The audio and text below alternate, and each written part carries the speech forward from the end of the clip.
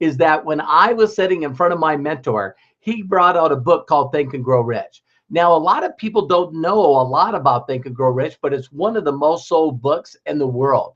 If any one of you want to find me, Google me, and want to read the book and also hear the audios, I'll send them to you for free as my gift for you to watch through this. So just find me someplace on the internet. I'll get that to you. And I also have other ones that I'll share with you in Unlimited Profits for free.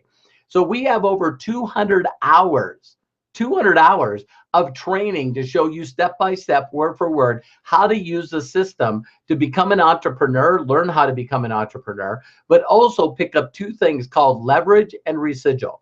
Now, a lot of people don't know this, but you look at this 97.3. 3% of the people in the world not only control the money, but believe it or not, actually employ the other 97%. Now, that would be the ones, of course, that are even, being subsidized by the government, because a lot of people realize that, those people, are working for the government.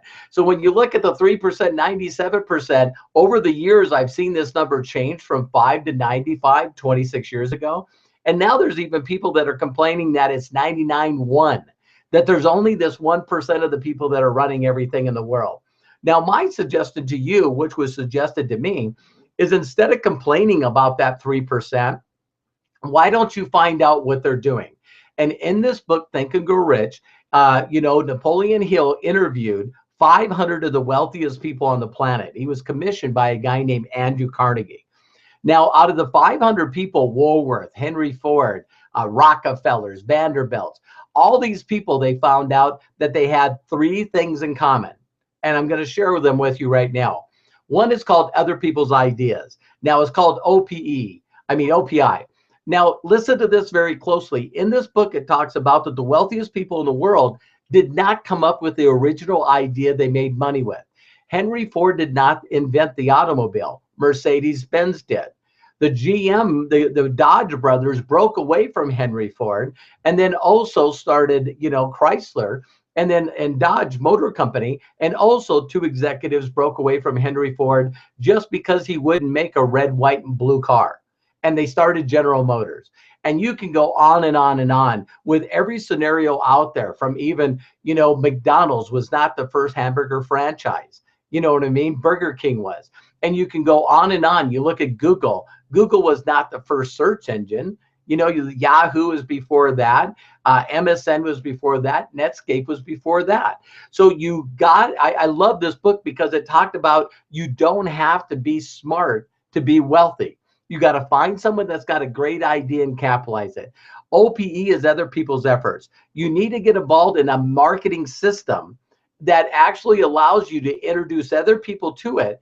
And when they get trained and perform for that company, you get a percentage of what they bring to that company. Now, if you think about this for a second, every person that's ever had a job has worked for an entrepreneur. So entrepreneurs take the risk. They start their own company. Other people want to work for them. You look at Walmart, 2.2 million people work for Walmart. That's leverage. So guess what? You can find leverage by helping other people succeed. Zig Ziglar said it best. If you help other people get what they want, in turn, you get what you want. The last one is called OPM, is other people's money. Most every person, 500 people that started, were not wealthy when they started. They actually needed to borrow money. They actually needed to do things to get money to actually start building their company. How did they do that? They did that through marketing. They found a product or service that benefited people. And then what they did is share that with them. And then people exchanged it for money. And that's as very simple as the principles are. So I've utilized these principles, including other ones that I'll share with you in the training on exactly the mindset that you need. Now, everyone's seen this, but we all know an entrepreneur, starts out and they're either call themselves a CEO or owner. Then that person goes out and has to tell the story to a few individuals that help him with the business that are vice presidents. Then they all work together to go out there and find other national managers, start building the company.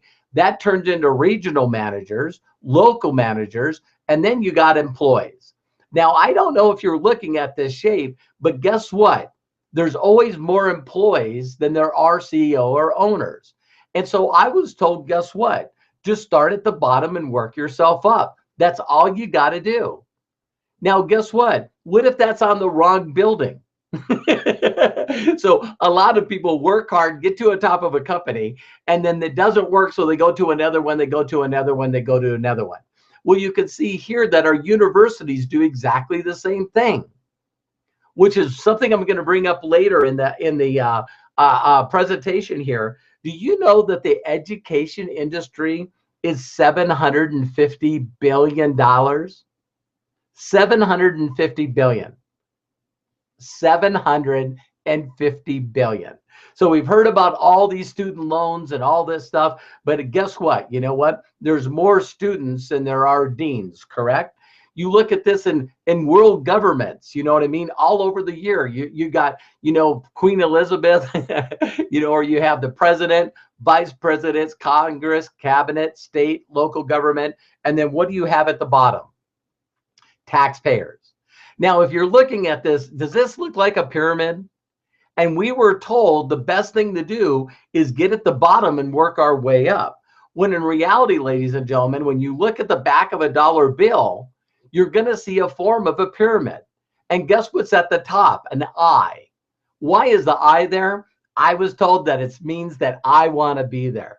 What I want to show you is how to be an entrepreneur, how to start your own business and find satisfied, loyal customers and start building your organization down. Now, when a lot of people look at this, they go, oh my God, is that one of those illegal things? There's nothing illegal about it. Every company out there is built in this structure from everything that you've seen.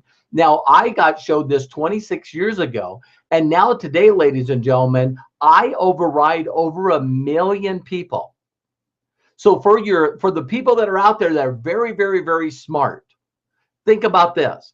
Let's say everyone that's underneath me, these 1 million+ people, let's say that they're so lazy and unmotivated that they only generate $1 to me a year. That's over $1 million a year.